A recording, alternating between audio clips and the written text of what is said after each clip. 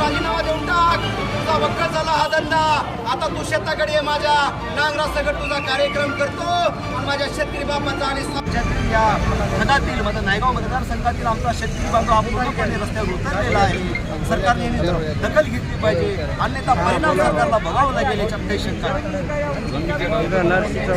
नदीच्या लाभाबद्दल या राज्याचे कृषी मंत्री व्यंकटरावजी कोकाटे यांनी या सभागृहामध्ये, या पवित्र सभागृहामध्ये, या माझ्या शेतकऱ्या बापाच्या सभागृहामध्ये रमी खेळला. आणि त्या कृषी मंत्र्याला आमचं सांगणं आहे, शेतकरी पुत्र या नात्याने आम्ही तुम्हाला रमीचे केट आम्ही देतो आणि तुम्ही रमी खेळत बसावं आणि आपल्या पदाचा राजीनामा द्यावा.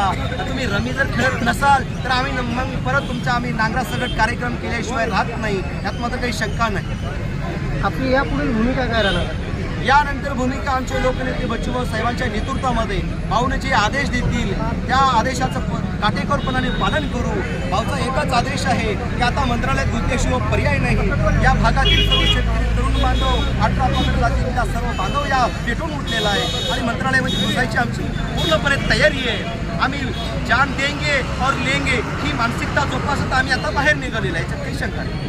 आज या चक्काजाम आंदोलनामध्ये किती तालुक्यातल्या शेतकऱ्यांनी सहभाग आपला नोंदवला होता? आता नरशी या ठिकाणी, नरशी नायगाव तालुका या ठिकाणी जवळपास 4 ते 5 तालुके या ठिकाणी मोठ्या प्रमाणामध्ये चक्काजाम झालेला आहे.